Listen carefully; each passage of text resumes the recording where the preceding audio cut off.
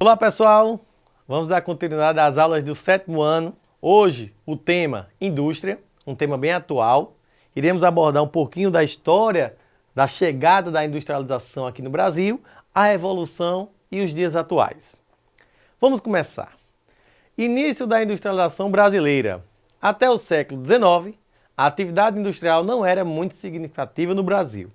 De 1830 até 1929, a expansão da atividade cafeeira assumiu importância crescente na economia nacional e também no desenvolvimento industrial, especialmente das cidades de São Paulo e Rio de Janeiro. Muitos alunos têm dúvida e pensam que o café foi a primeira atividade econômica do Brasil. Na verdade, não. Quando a gente fala de indústria, foi a atividade que mais desenvolveu esse setor. Falando de setor, você não pode esquecer que a economia brasileira é dividida em 3 setores: setor primário, secundário e terciário. O setor primário, a gente trabalha com a agricultura e com a pecuária e com o extrativismo. O setor secundário é propriamente dito a indústria, setor industrial. E o terciário, comércio e serviço. Pronto, então, do setor primário eu tiro a matéria-prima, levo para o setor secundário, que é a indústria. A matéria-prima na indústria vai ser transformada em um produto industrializado e vai ser liberado para o serviço ou para o comércio. Tá bom? Voltando aqui. Deixa eu adiantar aqui. As duas principais cidades que se destacaram nesse desenvolvimento industrial foi São Paulo e Rio de Janeiro.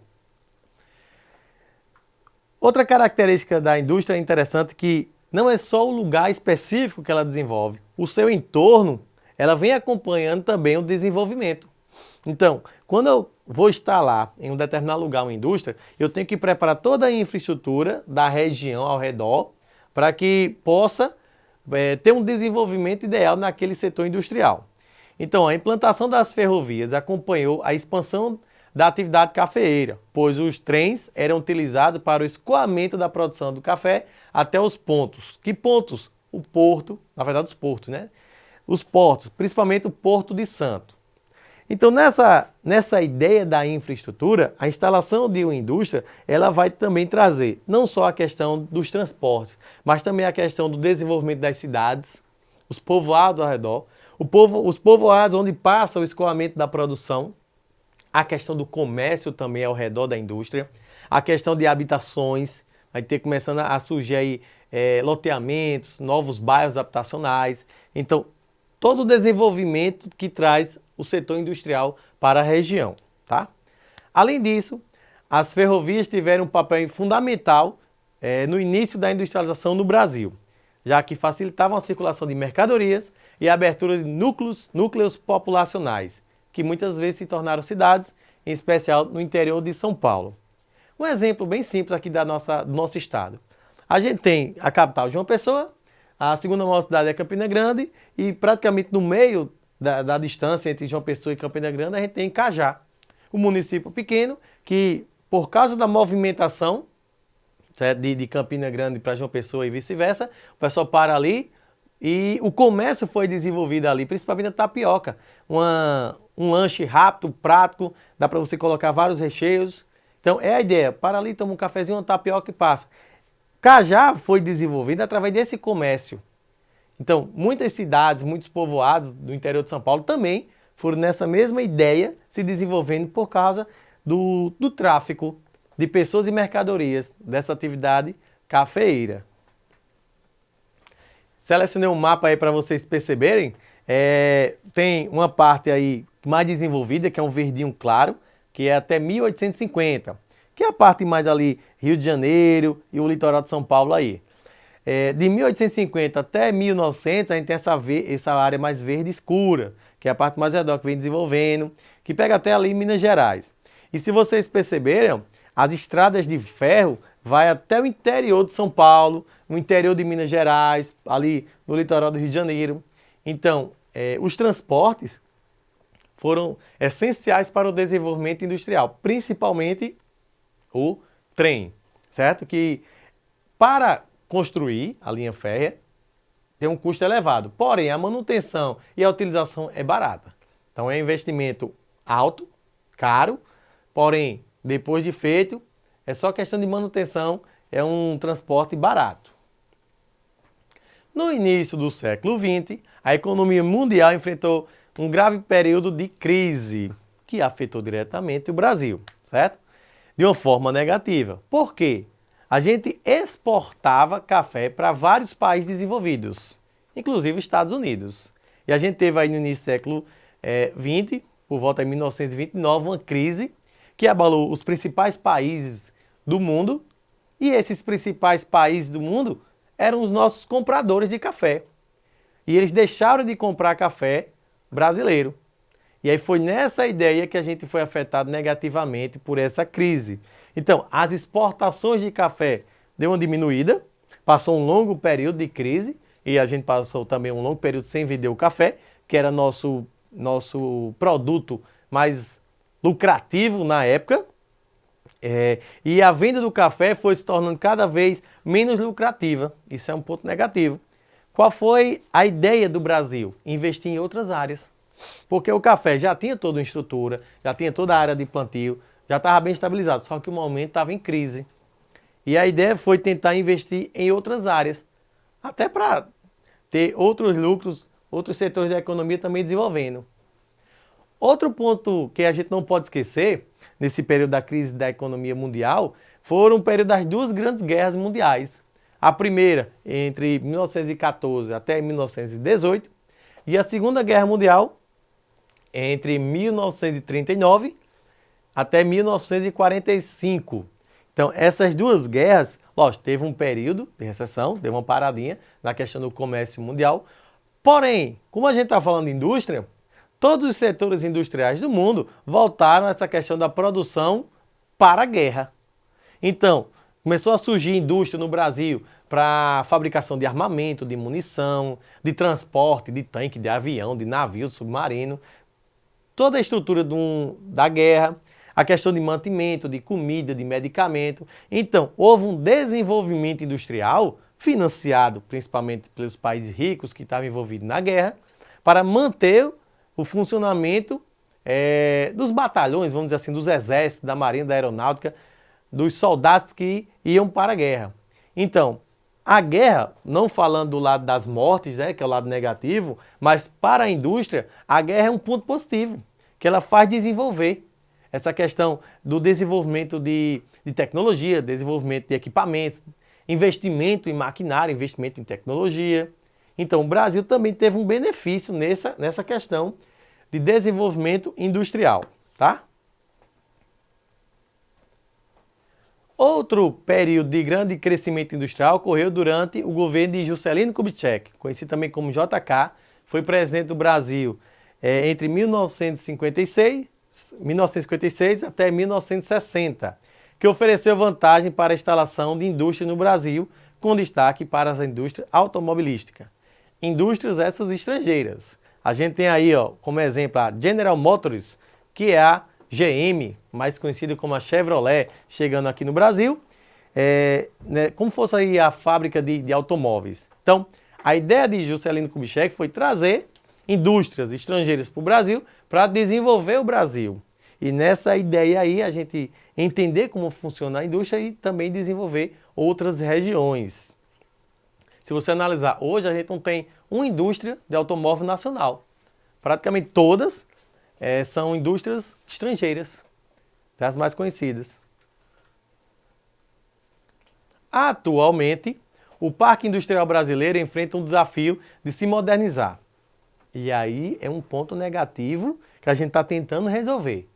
Porque para modernizar um setor industrial, eu tenho que ter tecnologia, um maquinário de ponta, que é muito caro, mas também eu tenho que ter uma mão de obra qualificada e especializada nessa área, em abundância. Porque a indústria precisa de uma grande quantidade de funcionário. E nesse setor aí, que é uma área tecnológica avançada, eu preciso de uma grande quantidade de profissionais qualificados nessa área, que atualmente o Brasil não tem, tá?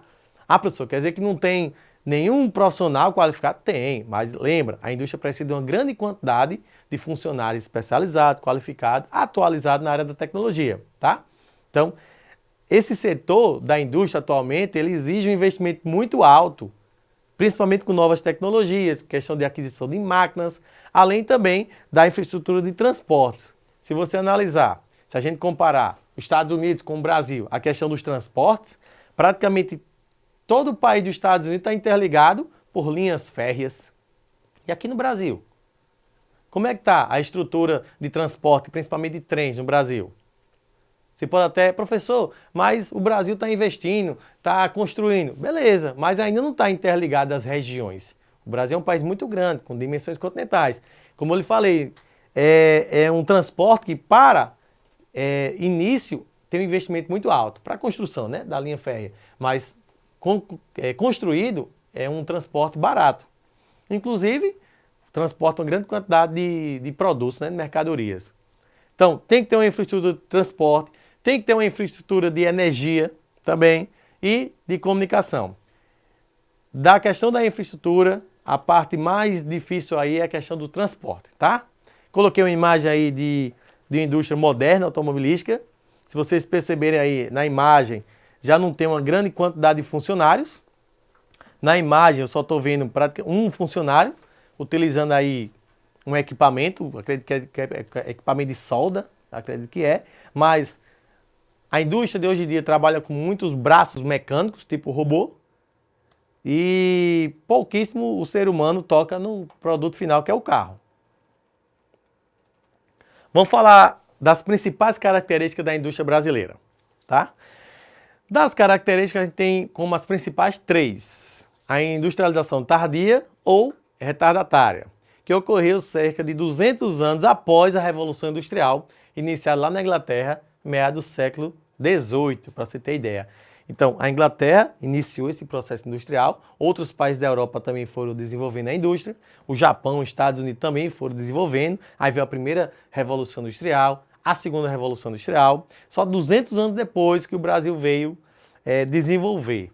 É lógico, tem uma questão histórica, a gente tem que ter uma infraestrutura grande, tem que ter um investimento alto e a gente não tinha. Então, não é porque a gente quis, é porque é as condições. Substituição de importações. Os produtos anteriormente importados começaram a ser fabricados internamente e foram bem recebidos pelo mercado consumidor. Então, como a gente não tinha indústria, não tinha tecnologia para fabricar os produtos essenciais, a gente importava. E produto importado é caro. Até que a gente começou a desenvolver a indústria e fabricar os produtos que a gente necessitava, que aí ficou mais barato. E aí foi uma questão interessante. Então, a industrialização foi tardia, muito atrasada. A gente começou a substituir os produtos importados. E aí tem essa outra questão, ó, a dependência de capital e de tecnologia estrangeira, que a gente também dependia. Como a gente dependia também dos produtos importados, a gente também depende do capital e da tecnologia, que eu falei anteriormente. A gente depende ainda de tecnologia de ponta, tá? No início, houve necessidade de importar máquinas e equipamentos para as indústrias nacionais. Posteriormente, foram atraídos investimentos em tecnologias estrangeiras para expandir as indústrias de bens e consumo e implantar outros tipos de indústria. Foi a ideia que eu falei. Lembra no início o café? Deu errado, vamos investir em outras áreas. E aí temos como exemplo a siderúrgica, petroquímica. Embora hoje o país conte com um significativo parque industrial, essa dependência ainda marca a indústria brasileira. Infelizmente, a gente tem hoje indústria de várias áreas, vários tipos. Porém, essa questão de tecnologia, maquinária, até profissionais também, a gente depende do investimento estrangeiro. Questão de aquisição de máquinas, aquisição de tecnologia e até a gente convida estrangeiros mais qualificados para evoluir nossa indústria. Como forma de atrair indústria, governos estaduais e municipais oferecem vantagens como isenção de impostos, construção de infraestrutura e doação de terreno. Assim, novos polos industriais vêm se formando em outras regiões do Brasil, especialmente no Sul e também no Nordeste. A gente tem como exemplo a Zona Franca de Manaus, lá na região norte, que foi instalada lá para desenvolver aí um polo industrial e aí, consequentemente, desenvolver toda a região atraída por essa indústria. E outros investimentos também. A região Nordeste, a gente tem um Recôncavo Baiano, que a gente tem um polo industrial muito forte, inclusive automobilístico. A gente tem o polo industrial do Recife, da região metropolitana do Recife. A gente tem outro polo industrial também em Fortaleza, na região metropolitana, lá em Maracanaú, por exemplo. Então, a ideia de trazer polos industriais em diferentes setores do país faz com que essa indústria consiga descentralizar. Iniciado em São Paulo e Rio de Janeiro, como a gente falou no início da aula, centralizado ali. Só que a ideia é desenvolver o país por inteiro. Então, vamos jogar ali para o sul, para o centro-oeste. Inclusive, Juscelino Kubitschek, quando presidente, junto com Oscar Niemeyer, construiu Brasília para quê? Para desenvolver a parte central do Brasil, do Planalto Central, colocando a capital, que era no Rio de Janeiro, para o Distrito Federal, ali onde hoje está Brasília, com o intuito de desenvolver toda aquela área. Então, teve a Zona Franca de Manaus, teve os polos industriais do Nordeste que eu falei, para ter toda essa questão de desenvolvimento do Brasil por inteiro através da indústria, tá bom? Essa foi a aula sobre indústria para o 7º ano. Me chamo o professor Adson Ícaro. Valeu!